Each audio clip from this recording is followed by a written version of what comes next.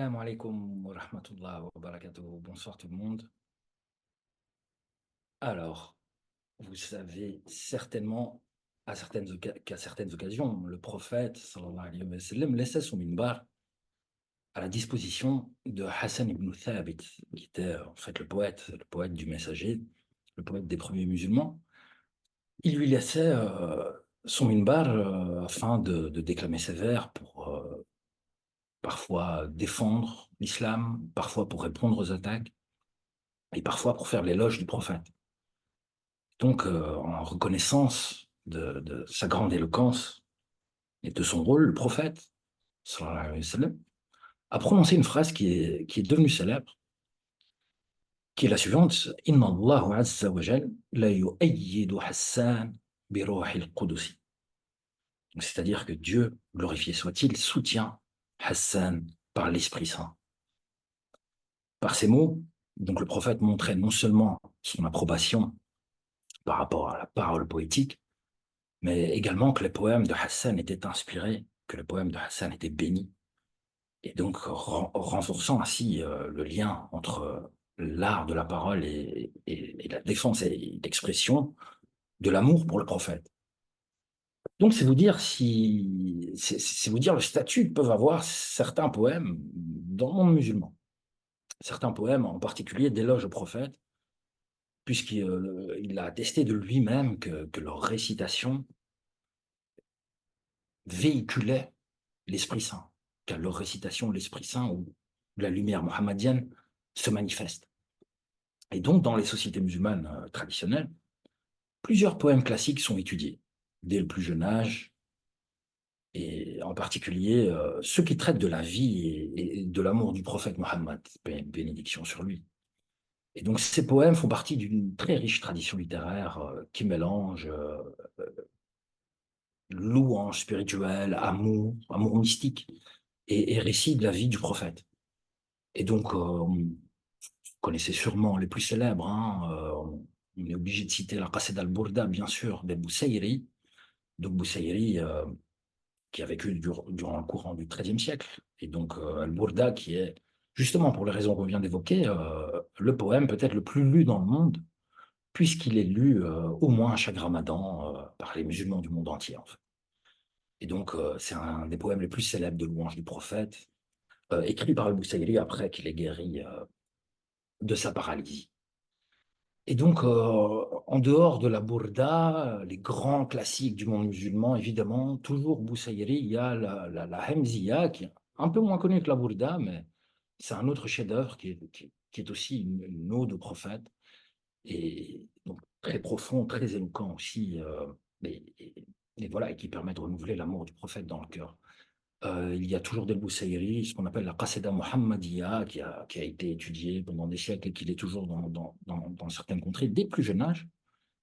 Et alors, au XVIIIe siècle, on a Al-Barzanji qui écrit un long poème, Al-Mawlid al-Nabawi, qui s'appelle Al-Mawlid al-Nabawi, justement, et qui est récité, donc, comme son nom l'indique, hein, à chaque Mawlid, ou à d'autres célébrations, hein, et donc, c'est un poème qui retrace sa naissance, ses qualités sublimes, des événements miraculeux qui entourent le récit de sa vie et qui ont entouré sa venue au monde. Et donc, c'est un poème qui est souvent chanté et récité en chœur dans les cérémonies spirituelles. Alors, dans les classiques, je suis obligé de citer, même si c'est pas en tant que tel un recueil de poésie, le Dalaïl al-Khayrat de l'imam Jazuli, qui est mort en 1465. Alors là, voilà, comme je vous le dis, bien qu'il s'agisse plus d'une compilation de prières que d'un recueil de poèmes, ces louanges prophétiques sont souvent récitées dans les cercles spirituels pour exprimer l'amour, la dévotion envers le prophète. Donc, tout- toutes ces poésies aident à nourrir l'amour spirituel pour le prophète, pour la lumière mohammedienne, et relie le fidèle à lui à travers justement la beauté du langage poétique et la profondeur des sentiments, en fait, la profondeur des sentiments spirituels. Et donc en islam, l'amour du prophète est bien entendu une manifestation de l'amour divin. Alors s'il y a des poésies comme ça qu'on fait réciter dès le plus jeune âge, qui sont plus ou moins accessibles, en tout cas dès l'enfance.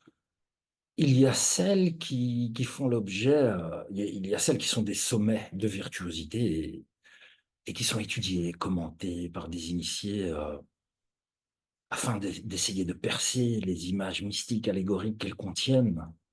Il y a des poésies qui, durant les assemblées spirituelles, ne sont jamais récitées au début. Il y a des poètes qu'on, euh, qu'on ne sort qu'à la fin, hein, ou que quand les âmes sont prêtes à recueillir certains vers. Il y a des vers, quand on les entend, on voit certaines personnes perdre le contrôle dès les premiers mots. Et bien, Omar ibn Farid fait partie de ces poètes qui suscitent de telles choses. Les poètes du ishq, de l'amour divin. Et donc, ces poètes qui décrivent les états spirituels du soufi dans sa quête de Dieu. Et donc, ce ishq, cet amour divin, est une notion vraiment centrale dans la poésie mystique. Cet amour qui mène, en fait, le cheminant à l'union divine. Et cet amour qui s'exprime justement dans la vénération du prophète en tant que lumière mohammedienne, en tant que miséricorde pour l'humanité. Et donc, c'est cette lumière qui est pour nous, en fait, la part connaissable de la lumière divine. Et donc, cet amour divin, ce ishq, trouve dans la langue arabe, sans aucun doute, une de ses plus belles expressions humaines. Et la poésie de Omar ibn Farid manie avec une virtuosité sans nom, justement, cette merveilleuse langue arabe. Donc, en fait, en termes de beauté poétique, les émotions que vous éprouvez en entendant les noms de Racine, de Dante, de Goethe, de Baudelaire, de William Blake, de Thérèse d'Avila, de Saint-Jean de la Croix, c'est exactement les mêmes cordes qui doivent vibrer en vous, avec peut-être même encore plus de résonance, juste à l'évocation du nom de Omar ibn Khalid. Si la poésie en langue arabe, si la poésie en langage humain, tout simplement, était une montagne, on est là dans les sommets. On parle là de quelqu'un dont même les plus farouches détracteurs, qui vont traiter de zindir, libre penseur, voire même de mulhid, d'athée, confessent qu'en privé, ils lisent du Omar ibn Farid pour nourrir leur âme de beauté. Parce que oui, Omar ibn Farid est un poète de la beauté, il est passionnément épris de la beauté. Et il sait agencer les mots de la plus belle des façons pour exprimer l'amour, en fait, à tel point qu'il n'a pas volé son titre, puisqu'on l'appelle le prince des amoureux, Sultan al-Ashiqin.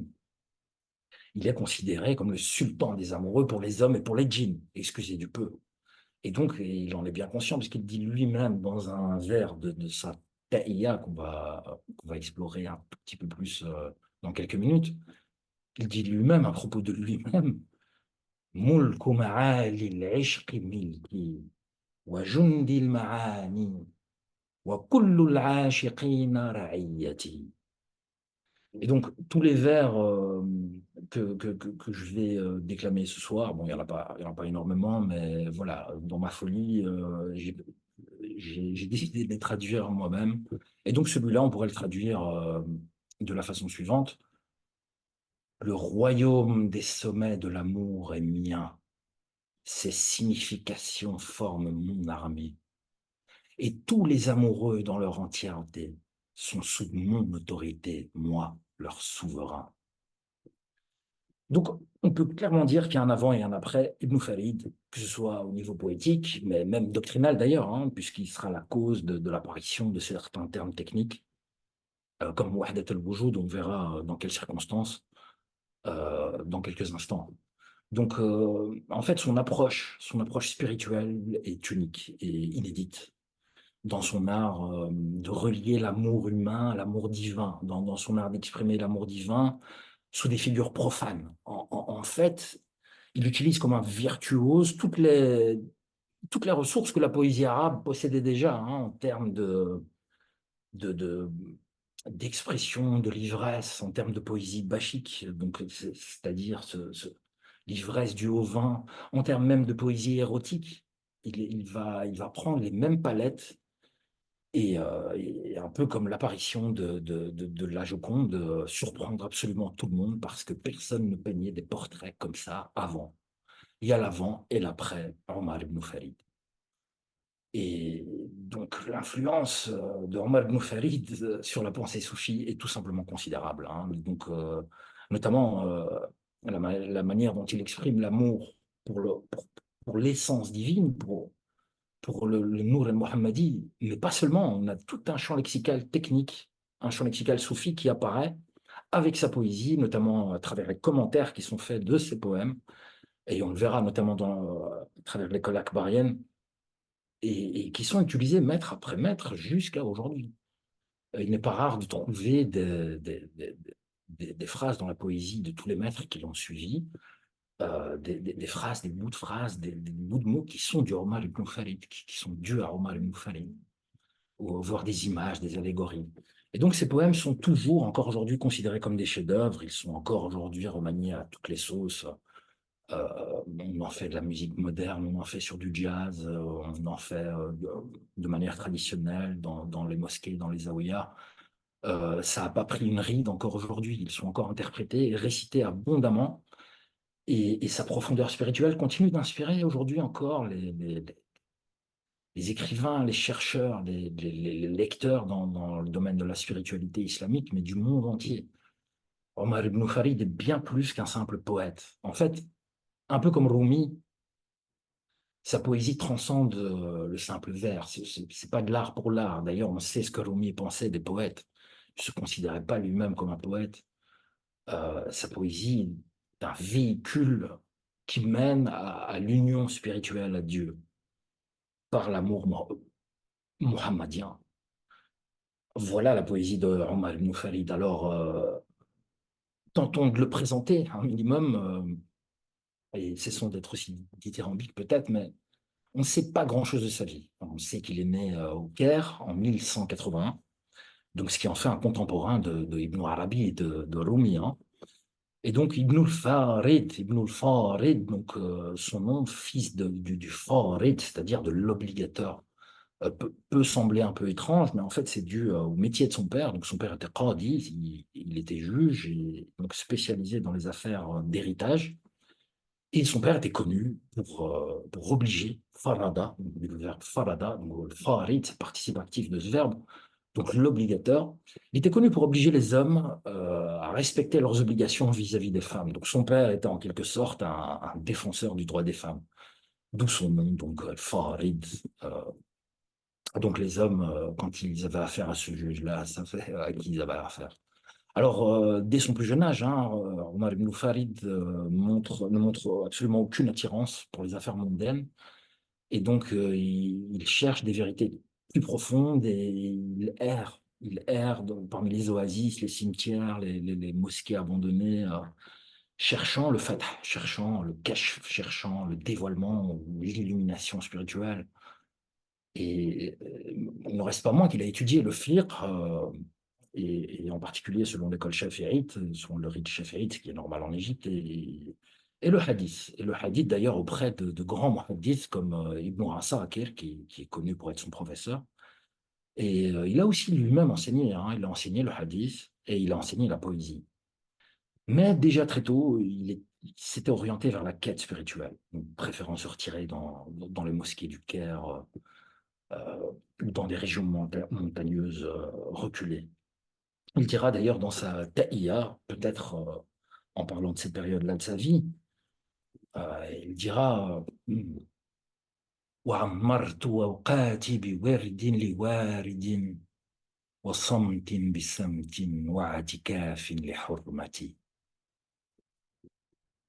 Sans relâche à Dieu j'adressais maintes prières, dans le silence et le recueillement sincère.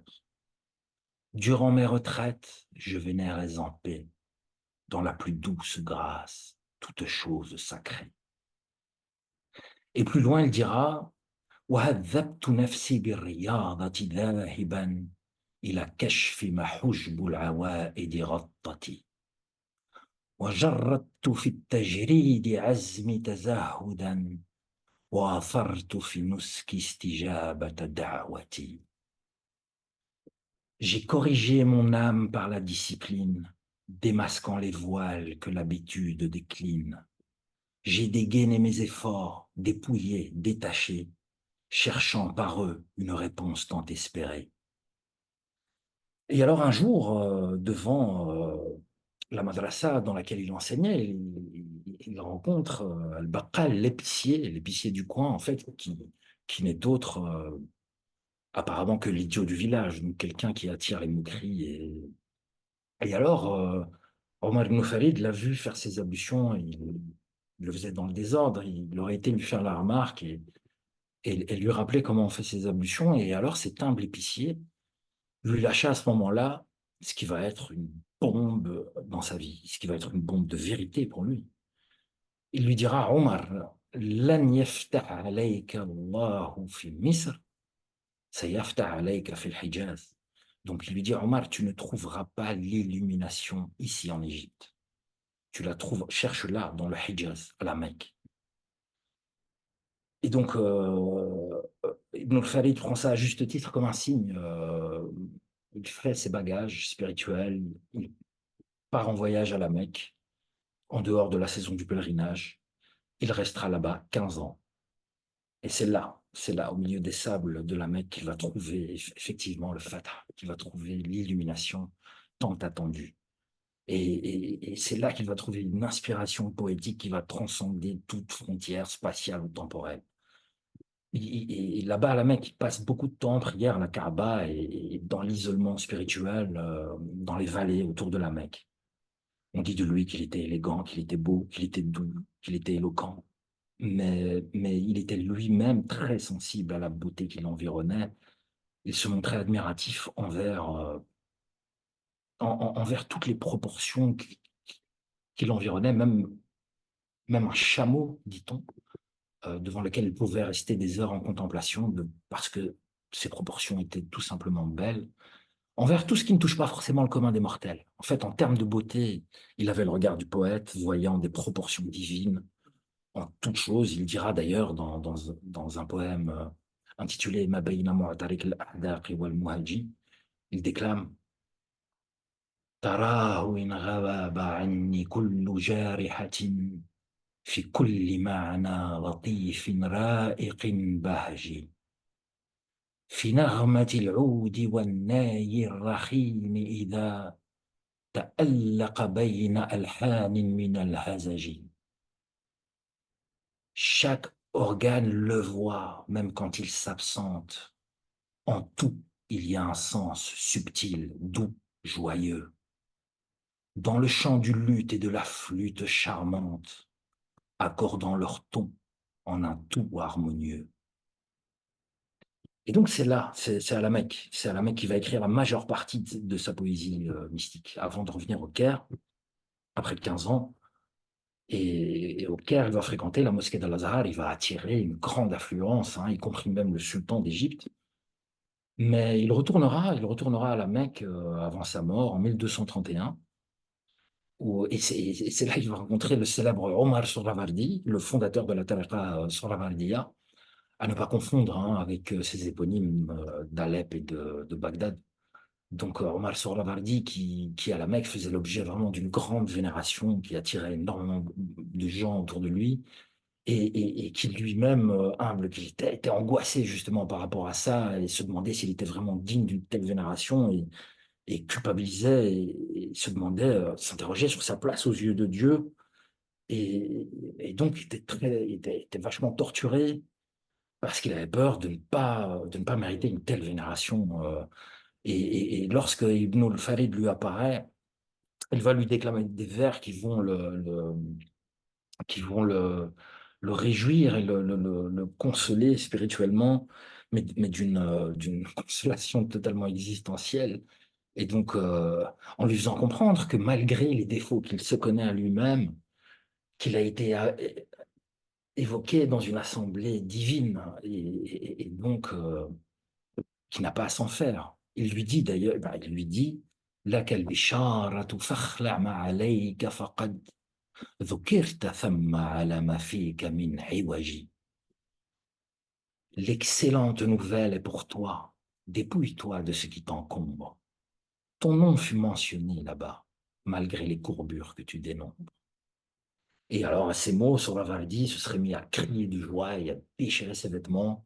ce qui aurait été contagieux justement dans l'Assemblée, et donc ce qui aurait provoqué une espèce de scène d'extase collective. Et donc, il s'agit là d'une attitude extatique qu'on connaît aussi à Omar ibn Farid, hein, qui perdait parfois le contrôle de lui-même, déchirant ses habits, jetant tout ce qu'il avait sur lui. On sait qu'il pleurait ou qu'il gémissait des nuits entières. Et on sait de son biographe, qui n'est autre que son fils ou son petit-fils, excusez-moi, cette info m'échappe à l'instant, mais voilà, qui nous explique justement qu'il écrivait ses vers, ces espèces de chefs-d'œuvre d'allitération et d'assonance, au sortir d'états extatiques pendant lesquels il restait longtemps immobile en catalepsie, étendu pendant de très longs moments.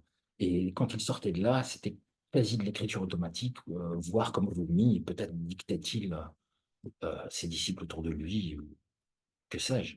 En tout cas, on lui connaît plusieurs chefs-d'œuvre, dont évidemment le Khamriya, la fameuse Khamriya, l'éloge du vin, qui est très célèbre, trop célèbre pour que je m'y attarde ce soir, parce que j'ai plutôt envie de mettre un petit peu de lumière sur une autre œuvre qui est indescriptible de beauté, une symphonie qui est sa Ta'iyya al-Kubra, sa grande Ta'iyya, qu'on appelle aussi Nazm al-Suluk, qui est un voyage mystique, un parcours initiatique qui part d'un coup de foudre initial et qui va vers la quête de l'union divine et qui y accède. Donc, cette qasida compte environ, compte exactement 761 vers. 761 vers, c'est un océan plein d'abysses, euh, plein d'images mystiques et allégoriques qui décrivent les états spirituels du poète dans sa quête de cette union qui lui paraît sans arrêt inaccessible, repoussée. Donc, voilà, cette quête incessante de Dieu jusqu'à y arriver. Et donc, voilà, la taïya s'appelle taïya, elle doit son nom à sa rime unique en ta, sachant que dans la poésie classique arabe, on ne connaît que la rime unique. Il faut attendre l'Andalousie, notamment le Mouachahat, pour avoir plusieurs rimes dans un poème. Donc, ce poème, en fait, qui est considéré comme un chef-d'œuvre, est donc une méditation profonde hein, sur l'amour, sur l'union mystique, sur le voyage spirituel vers Dieu, et donc, comme je vous disais, qui commence par un coup de foudre illuminatif pour l'essence divine, sous des traits de beauté. Et donc, le cheminant traverse énormément d'états, dont la peur, le dépouillement, euh, la- la- l'abandon de soi, l'oubli de soi, et l'amour pour cette lumière, en fait, qui n'est autre que celle du prophète, qui est l'intermédiaire entre Dieu et l'humanité. Et donc l'amour du prophète étant évidemment hein, une manifestation de l'amour divin. Et donc ces vers ont été énormément commentés, les vers de la Taïya, tout au long de l'histoire, en particulier de la part de l'école atbarienne, hein, des disciples d'Ibn Arabi. On dit d'ailleurs, il y a une tradition orale qui circule qui prétend même qu'ils se sont rencontrés, même si, bon, sur ce point, les historiens émettent le plus grand doute. Mais je trouve que ce récit de cette rencontre et les mots qu'on leur prête valent la peine qu'on s'y attarde quand même un petit instant, parce que cette rencontre qui a peut-être eu lieu dans le monde imaginel, pour citer Corbin, donc cette rencontre, durant cette rencontre, le Cheikh Al-Akbar ibn Arabi aurait fait remarquer à Omar ibn Farid que cette taïya mériterait un commentaire. Ce à quoi Omar lui aurait répondu bah, que le commentaire existait déjà et dans les Futuhat al-Makkiyya d'Ibn Arabi, dans ses conquêtes mécoises. Et donc, en tout cas, le lien qu'on peut faire entre les deux hommes, Omar ibn Farid et Ibn Arabi, est loin d'être absurde, loin d'être anodin, parce qu'on sait en tout cas au minimum que les disciples de l'un fréquentaient les disciples de l'autre. En fait, leurs disciples se fréquentaient. Merci d'ailleurs Grégory Van Damme pour cette information. Mais on sait aussi que le beau-fils d'Ibn Arabi, Sadr al-Din al-Qunawi, qui est le principal propagateur de l'œuvre euh, de, de Omar ibn Farid, d'Ibn Arabi, enseignait en récitant et en commentant les vers donc, de la Taïya de Omar ibn Farid. Et il demandait même à ses disciples de mémoriser les vers de la Taïya. Donc, c'est de plus d'ailleurs l'un des élèves, justement, de Kounaoui, Al-Farghani, qui va faire le premier commentaire de la Taïya, que l'on connaît en tout cas. Et donc, c'est un texte qui va avoir une influence majeure, ce commentaire de la Taïya d'Al-Farghani, sur la pensée islamique, parce que notamment, c'est dans ce commentaire-là de la Taïya qu'apparaît pour la première fois l'expression Wahdat al-Wujud, qui sert à désigner donc l'unicité de l'être. Et non pas que cette réalité n'existait pas avant, mais en fait, le signifiant, Wahdat al-Wujud, cette expression apparaît à ce moment-là. Euh, et donc, évidemment, que c'est foncièrement lié au Tawhid et que cette réalité d'unicité de l'être était déjà vécue bien avant lui. On le verra peut-être par quelques exemples dans les minutes qui viennent. Alors, il y a évidemment d'autres figures encore de l'école akbarienne qui ont commenté Omar ibn Farid, notamment An-Nablusi, qui ont commenté en tout cas la Taïya en particulier, et Omar ibn Farid de son diwan complètement. An-Nablusi a commenté tout son diwan. Et donc cette tradition akbarienne de commentaires d'Ibn Farid a été tellement loin que souvent Ibn Farid est considéré comme l'expression poétique de l'œuvre d'Ibn Arabi, de la pensée théorique d'Ibn Arabi. Donc, le lien entre les deux, en tout cas, est très sensible, très perceptible. Euh, donc voilà, cette taïya est un océan plein d'abysses où on perd pied à chaque vers. Donc, chaque vers peut faire l'objet de commentaires interminables.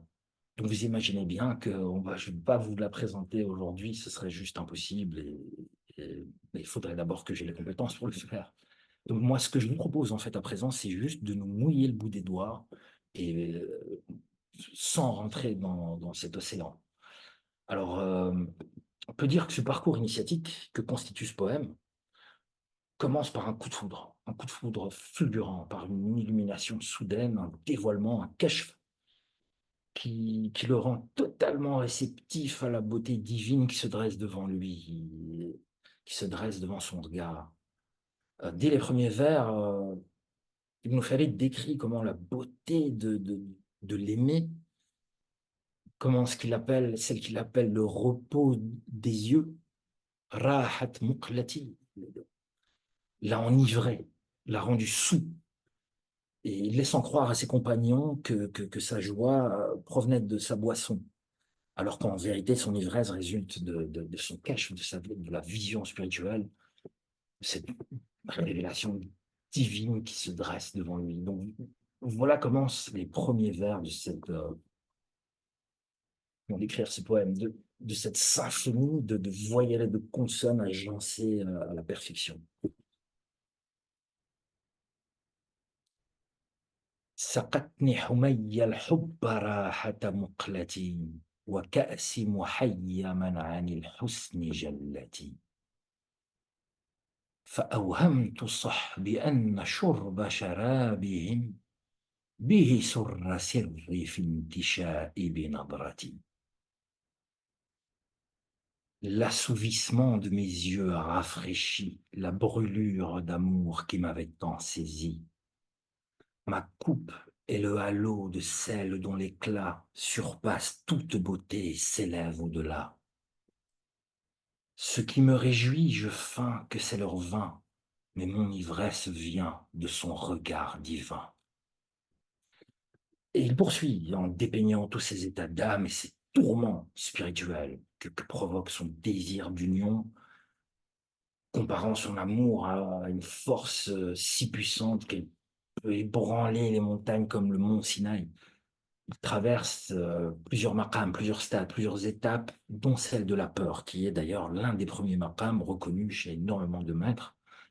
Et dit-il dans son poème, une station, celle de la peur, où énormément de gens s'arrêtent, mais lui, il la traverse. وقد صرت أرجو ما يخاف فأسعدي به روح ميت للحياة استعدت. J'en suis venu à espérer ce qu'il redoute. Accorde à l'âme morte un bonheur sans déroute, à l'âme d'un défunt qui, prête à revenir, attend de toi la grâce pour enfin revivre. Ibn al-Farid exprime donc son abandon complet à l'amour divin, se considérant comme totalement soumis à sa bien-aimée spirituelle, au point où sa volonté s'efface devant celle de l'aimer. Donc, ce qui n'est pas évidemment sans rappeler l'abandon de la volonté propre. Ibn Ata'illah et énormément de thématiques sur conscience soufie ont été abordées. Les symboles de l'ivresse, de l'oubli de soi, du dévoilement, de la vérité intérieure abondent et représentent justement l'exercice spirituel du soufi dans sa quête de Dieu.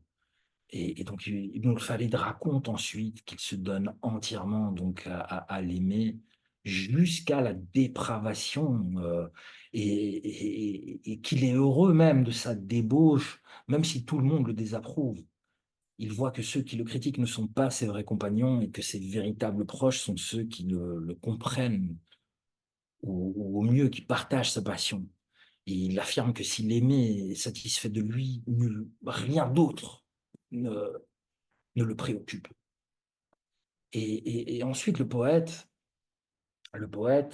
s'exprime à travers la voix de l'aimée. Elle prend la parole et elle lui fait des reproches. Elle lui reproche de prétendre l'aimer tout en étant distrait par d'autres désirs. Elle souligne qu'il s'est laissé tromper en fait par son propre orgueil et qu'il n'est pas vraiment digne de cet amour. Donc ce passage qui est assez long, et bien que formulé dans un contexte amoureux, est en fait une véritable leçon spirituelle. Ce passage met en lumière les illusions qui peuvent égarer tout cheminement sur le chemin vers al-haq, vers la vérité, et nous détourner en fait de la vraie sincérité dans l'amour divin, du véritable engagement, de ce qu'est un véritable engagement et non pas juste une espèce de consommation passive de ce qui est la spiritualité. Et qui fait réfléchir à méditer sur la vraie place qu'on accorde à Dieu dans notre vie. Est-ce qu'on le met vraiment au-dessus de toute chose, au-dessus de toute autre considération, ou est-ce un aimé auquel on a recours uniquement en cas de besoin, en cas de cafard, ou en tout cas après avoir fini tout le reste? Donc ça interroge notre sincérité dans notre engagement spirituel. Et donc en toute sincérité, qui est la sincérité, une condition sine qua non, Ibn Farid avoue فمني مجذوب إليها وجاذب إليه ونزع النزع في كل جذبة. Une part de moi vers elle est attirée, l'autre part, moi-même, reste captivée. Et chaque extase dans son ravissement est l'agonie d'un nouvel arrachement. Et donc le poète poursuit, toujours à travers la voix de l'aimé, disant que tant que l'amour n'est pas total, eh bien, il est vain de prétendre à cet amour. Il encourage à abandonner les prétentions et à se dédier entièrement à ce sentiment, même si ça nécessite la mort dans cet amour, pour en être vraiment digne.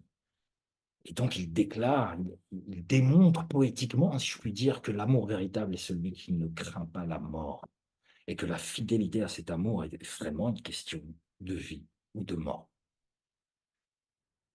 Et donc, autrement dit, que l'union ne peut se réaliser sans un arrachement à soi-même, sans petite mort, sans extinction de son propre être. La créature, une fois unie à son créateur, n'a plus d'existence propre, elle n'a plus d'image propre. En la créature se reflète la face divine. C'est là qu'on parle de fana, d'annihilation, d'extinction en Dieu. L'aimé lui dira d'ailleurs, entre autres, ces vers les vers suivants, devenu célèbre et largement cité dans la littérature soufie, pour évoquer le fana, cette extinction en l'aimé. Donc elle lui dit فلم تهوني ما لم تكن في فانيا ولم تفنى ما لا تشتل فيك صورتي. Tu ne peux prétendre m'aimer si tu ne t'éteins pas en moi. Tu n'es point éteint si ce n'est pas mon image que tu renvoies. Elle lui dit donc en fait, si tu avais perdu tes qualités, donc c'est-à-dire si tu avais anéanti ton moi, tu aurais atteint le fana et là tu aurais pu m'aimer, en vérité. Le fait que tu aies gardé un attribut personnel montre que c'est pas le cas, c'est toujours pas le cas. L'union n'est possible que dans l'anéantissement de soi de la part de la créature, dans le créateur. C'est donc une allusion au fait que la seule réalité véritable, c'est le haq, c'est l'entité divine, et que tout le reste est illusion. On est là, hein, on est plein dans cette notion qu'on appelle wahdat al-wujud, l'unicité de l'être, l'unicité de l'existence, qu'importe, en tout cas, qui, comme j'ai déjà évoqué précédemment, apparaît cette notion à l'occasion d'un commentaire de la Ta'iyya. Et donc, comme je vous ai dit, ça ne veut pas dire du tout que cette conception d'unicité de l'être n'existait pas avant. Pensons à Junayd al-Baghdadi, donc Attar dans son Tazkirat al-Mawali, Mémorial des Saints, nous raconte l'histoire de Junayd al-Baghdadi. Donc on est là, Junayd est né en 830 et mort en 910. Donc on est là plus ou moins, bon, un peu plus de 2 siècles après l'Hégire et à peu près 2 siècles avant Omar ibn Farid. Donc Junayd disait, pendant 30 ans, Dieu a parlé à Junayd par la langue de Junayd. Il n'y avait pas de Junayd entre Dieu et Junayd, mais c'était un secret pour le monde. Quand tu dis Dieu et la créature, Dieu et la créature, c'est du dualisme, alors que le créateur et la créature, celui qui connaît et celui qui est connu, sont un. Puisque la réalité, c'est lui, il n'existe ni créateur ni créature, tout est Dieu. On peut encore citer Shibli, donc qui est mort en 354 de l'Hégire, qui a dit le soufi est celui qui, dans ce monde, ne voit rien sauf Dieu. Le soufisme consiste à ne rien voir, ni en apparence, ni en réalité d'autre que la réalité unique. D'ailleurs, Junayd, revenons à Junayd, toujours chez Attar, hein, qui était sur un chemin avec ses disciples, entendit un chien aboyer, et Junayd spontanément répondit au chien oui. Et un disciple lui demande, mais pourquoi tu réponds à ce chien? Et Junayd de répondre, j'ai entendu un son qui provenait de Dieu, moi j'ai pas vu de chien. Et donc, c'est ce dont parlait Shibli, ne rien voir d'autre que la réalité unique. Pensons aussi à Rabéa, qui un beau jour de printemps rentre dans sa cellule pour méditer et sa servante vient la voir en disant, mais pourquoi ne viens-tu pas à l'extérieur admirer la beauté du Créateur? Et Rabéa de répondre, pourquoi ne viens-tu pas à l'intérieur admirer la beauté de ce même Créateur? Donc voilà, pour illustrer un peu cette notion de wahdat al-wujud qui se confond en réalité avec celle du tawhid et dont la réalité vécue était évidente dès les premiers temps de l'islam. Donc revenons à la ta'iyya, revenons à ce monument. Donc en termes poétiques, hein, Ibn Farid nous fait comprendre que l'amour véritable passe par la résignation à la mort et au sacrifice. Donc, ayant fait ses preuves, le poète traverse cette étape, la dépasse. Mais oui, il faut encore dépasser le stade de l'amour. Parce que l'amour, tant que l'amour est désir, eh bien, le désir est l'expression d'un manque. Dans l'amour, on est encore dans la dualité. Tant que l'amour est désir, on est encore dans la dualité. L'étape ultime, elle est encore au-delà. L'union totale, l'union parfaite, la vision béatifique, où l'amant s'anéantit dans l'aimer. Le fana, il en arrive à dire وإني التي أحببتها لا محالة وكانت لها نفسي علي محيلتي. Je suis celle que j'aime et c'est chose certaine. Mon âme en elle, à son reflet se ramène. Il connaît à présent l'essence bien-aimée, l'essence sacrée à travers lui-même. Conformément à la parole du prophète, celui qui connaît son âme connaît son Seigneur. Man arafa nafsahu arafa rabbahu. Et donc, ce dernier vers nous dit, Qashani, qui est encore un autre de ses commentateurs, nous dit que ce vers est prononcé avec l'isen ou j'aime à la langue de l'union, où les vagues de l'océan de l'unicité se sont entrechoquées dans son sens. Voilà, bon, moi, je vais clore cette Mondakara parce que voilà, je vais pas me perdre dans cet océan interminable. On va avancer vers la conclusion et j'espère juste, en tout cas, que cette brève petite introduction à Ibn Farid aura suffi à nous inciter à voir le Mawlid non seulement comme une commémoration historique ou rituelle, mais comme une précieuse occasion de raviver notre amour fervent et dévotionnel pour Dieu à travers le prophète Mohammed, alayhi salatu wassalam. Celui-ci, en effet, nous offre le chemin vers la proximité divine, qui est un objectif essentiel pour toute personne en quête spirituelle. Et donc le poème qu'on vient d'explorer, dont on vient de faire une petite mise en bouche, nous enseigne en tout cas déjà plusieurs vérités profondes.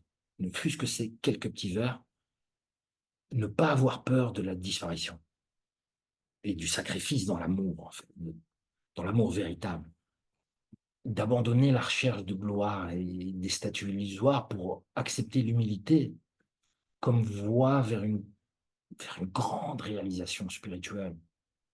Et donc ces vers soulignent l'importance aussi de la sincérité et d'être complètement libéré de l'amour-propre.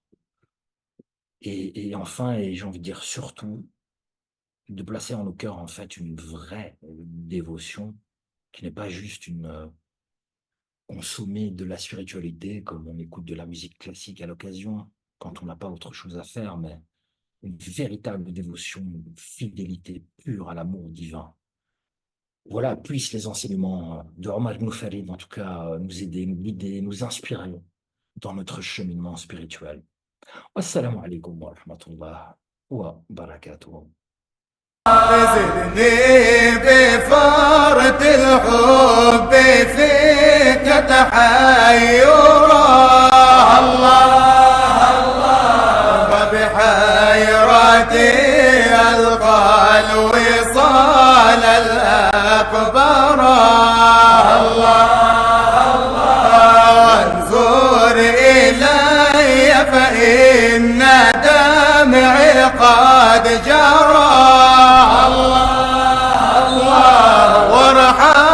حشا بلظاها وكذا ساعرا يا رب صل على النبي محمد الله الله الطاهر ابن الطاهر ابن الطاهر وإذا سألتك أنا أراك حقيقة الله الله بفرط وجد في جنان للقراء الله الله وقلت أشهدني الجمال تحية الله فاسمح ولا تجعل جوابي لا ترى يا رب صل على النبي محمد الله الله طاهر ابن طاهر ابن طاهر يا قلب أنت وعدتني في حبه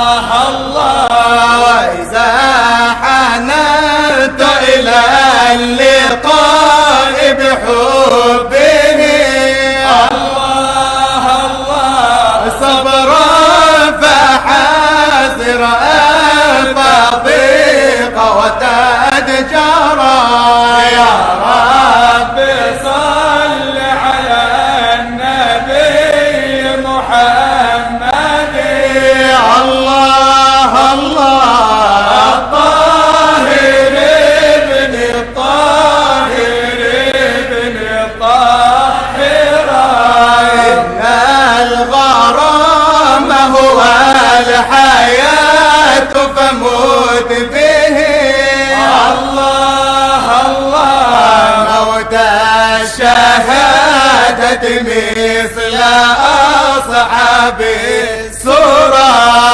الله وإذا دعيت إلى اللقاء فسير به.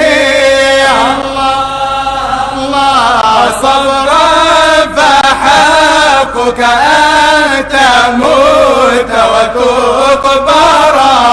يا رب صل على النبي محمد.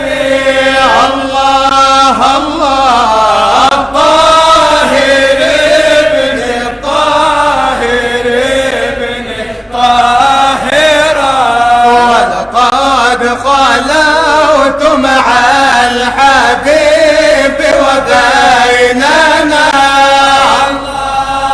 الله شهد الشهود لمن يكون منورا. قد فاض من فيض الجمال مع الهنا. الله سر أراك من النسيم إذا سرى. يا رب صل على النبي محمد. الله الله طاهر ابن طاهر ابن طاهر. وذاح طرفي نظرة أملتها. الله نظر المحبة ثم دمعي قد جرى. ونادني بتحائف قد نلتها. فغدوت معروفا وكنت منكرا. يا رب صل على النبي محمد. الله الله طاهر ابن طاهر ابن طاهر. فدهشت بين جماله وجلاله. الله من فرط وجد الحب صرت محيرا. الله فتمايل الروح المشوق بحاله. وغدا لسان الحال عني مخبرا. يا رب صل على النبي محمد. الله